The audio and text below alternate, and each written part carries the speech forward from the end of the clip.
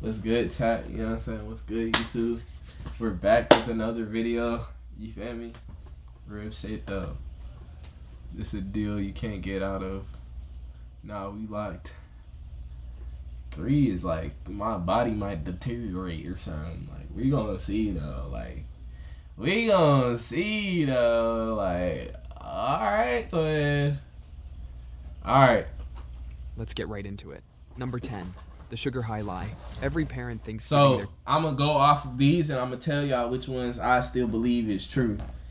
I never thought this shit was true. You know what I'm saying? Like, here, nigga, I eat sugar, nigga, and I'll be ready. Sugar turns them into a tiny tornado. But that idea is completely wrong. Scientists tested this. They gave some kids sugar, others got fake sugar, and neither the kids nor their parents knew who got what. The result was absolutely nothing. The sugar kids weren't any more hyper than the no sugar kids, but when parents thought their kids had sugar, they suddenly started seeing them as hyperactive. They watched their kids like hawks, waiting for any sign of energetic behavior. Kid jumps once, they blamed the sugar. Kid laughs. It's real shit though. I ain't gonna lie. I give my little nigga some sugar and I believe that's true. I'll be like, shut your bitch ass up, nigga. Why you doing all that laughing?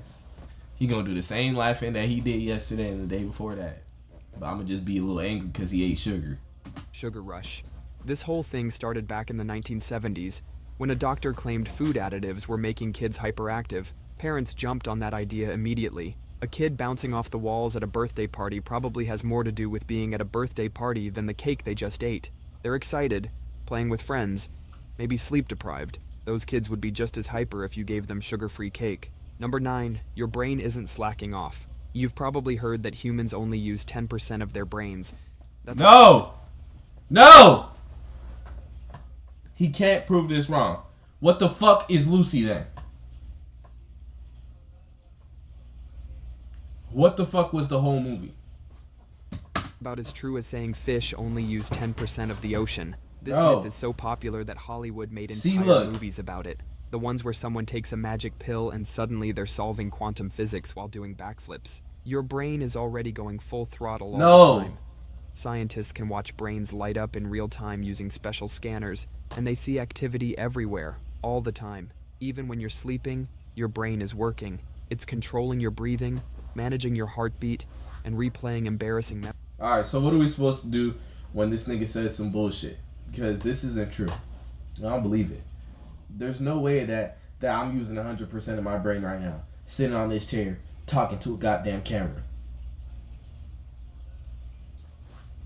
Memories. Your brain only makes up 2% of your body weight, but this overachiever uses 20% of your body's energy. That's like having a tiny space heater that eats all your electricity. If 90% of your brain was really doing nothing, evolution would have removed it ages ago. Nature doesn't keep useless stuff around.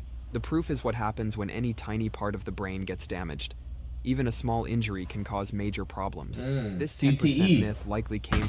CTE! It's real. Y'all watch Concussion. That's a good movie. ...from a Harvard researcher in the 1800s who said people weren't living up to their full potential. Then someone misinterpreted that to mean we only use 10% of our brains. Number 8. Pennies from heaven won't kill you. You've probably heard that a penny dropped from the Empire State Building could punch through someone's skull. That's not true. What? When someone drops a penny from up high, it starts falling, picking up speed thanks to gravity. But then air resistance kicks in. Air isn't empty space. It pushes back against anything moving through it too fast. The penny hits these air molecules and starts tumbling. By the time it falls about 50 feet, it reaches terminal velocity, which is just 25 miles per hour. That's slower than an average bicycle rider. Getting hit by a penny at that speed would feel like someone flicking you. Annoying, but not fatal. If you drop that same penny in a vacuum, like space, it would reach speeds over 200 miles per hour. But down here on Earth, you're more likely to get seriously hurt by a falling ballpoint pen. Those are aerodynamic enough to act like tiny arrows. Number 7. Damn. Lightning's repeat offender status. The saying lightning never strikes the same place twice is wrong. The Empire State Building gets hit by lightning around 25 times every year. There was a park ranger named Roy Sullivan who got struck by lightning 7 different times. They called him the human lightning rod. He survived all 7 strikes. After the 4th strike, his co-workers... I should have laughed at my nigga Roy, bro. Shout out a real lightning survivor, bro. That's not funny. That's actually very scary. 7 times though, like nigga, you should have had superpowers by now. Why aren't you the Flash? Started avoiding him during storms. Lightning often hits the same tall objects repeatedly. If you're the tallest thing around, like a lone tree in a field, you're basically a target during a storm. Lightning can strike miles away from the actual storm. These are called bolts from the blue because they can come out of a clear blue sky. You could be out there when the sky looks clear, and suddenly lightning strikes. Number 6. Vikings left their horns at home. Vikings never wore horned helmets into battle. This whole horned helmet thing was made up. Whoa! He's fucking with my head now, though. Chad, I don't even want to believe a lot of this shit. By theater costume designers in the 1800s. They were designing costumes for opera performances and thought horns looked dramatic. They accidentally created one of history's biggest fashion lies. Going into battle wearing something that gives your enemy 2 perfect handles to grab is not practical, or the horns could get stuck on tree branches during a raid. The real Viking helmets that archaeologists have found were plain protective gear, maybe with a nose guard. They did find some horned helmets in Denmark, but these were from 3,000 years before the Vikings. These ancient helmets weren't for fighting, they were ceremonial, like an ancient crown. That makes sense. Some opera costume designers from the 1800s likely saw these ancient ceremonial helmets and thought, perfect, let's make the Vikings wear these. Now millions of people think Vikings ran around with horns on their heads. Number 5, your razor isn't making you hairier. You've probably heard that shaving makes your hair grow back thicker and darker. That's complete. I knew it. All these times I tried shaving my beard, it keep coming back to saying, I don't have a full beard yet. Fuck everybody that's ever lied to me. Nonsense. When you shave... Hey, idea. Oh, you watching the video? Yeah, what's up? You want me to mute? No, should I wait for after or like? I can just help. Alright, so I'm just telling you so I don't let me mute though. They don't need to know about it. You're giving each hair a tiny flat top haircut. Imagine cutting a tree straight across with a chainsaw. That stump feels rougher than the natural tapered end of a branch. Same thing happens with your hair. When it grows back, it feels thicker because you've created thousands of tiny flat-topped hair stumps. Scientists have studied this for decades. They found shaving has zero effect on your hair growth. So does your hair's plucking? thickness, color, and growth rate are locked in by your genes. That razor isn't reprogramming your DNA. If shaving really made hair grow thicker, every balding guy would be shaving their head daily. We'd have found the cure for baldness in a can of shaving cream, but Jeff Bezos is still bald, That's facts. despite being able to afford infinite expensive razors. The myth persists because the stubble feels convincing when it grows back. It's the same old hair, just with a blunt end. Number 4, swim whenever you want. Your mom probably told you to wait 30 minutes after eating before swimming, warning you'd get cramps and drown. This myth is so widespread even lifeguards used to enforce it. But there's zero evidence swimming after eating is dangerous. Not a single documented case exists of someone drowning because they ate before diving in. The theory was that after eating, blood rushes to your stomach for digestion, leaving arms and legs without enough blood, causing cramps. But our bodies can handle both digestion and swimming. You might get a... See, I ain't gonna lie. This is not one of the ones I was like, you know what I'm saying? I eat ribs and mashed potatoes and some mac and cheese and jump in a pool. Nobody stopping my ass. Shit. Try and stop a nigga like me when I wanted to swim back in my past. You know, I don't swim like that now because I got dreads and shit. So, kind of put that in my past. But when I was a swimming ass nigga, like, whole time, I haven't went swimming this whole summer. That's crazy as fuck. Nigga, I ain't touched the water one time.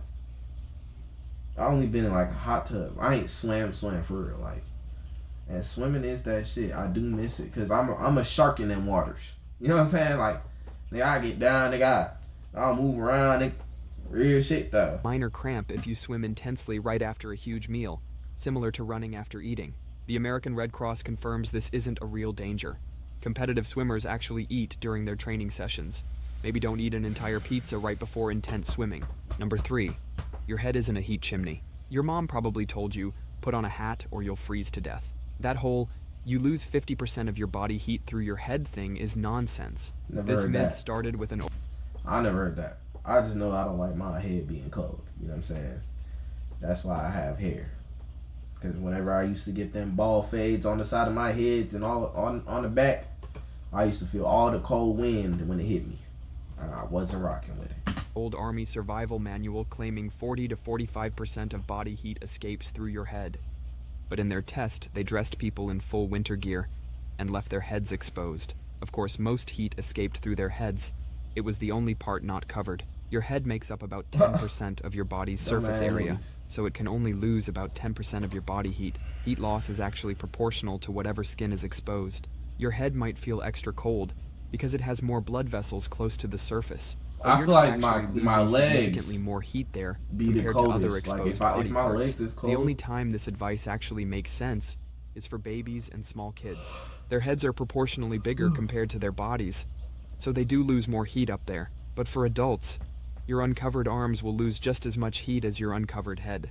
Number 2, goldfish memory. Everyone says goldfish have a 3-second memory. That's complete nonsense. Whoa. These fish are actually pretty smart. Scientists put goldfish in mazes. They not only solved them, but remembered the solution months later. These fish can even recognize faces. Imagine being a goldfish, swimming in your bowl, thinking, oh look, it's Dave again with the food. They can also learn tricks. Some goldfish trainers have taught them to do things like swim through hoops or play soccer. Some goldfish have learned to tell different pieces of music apart.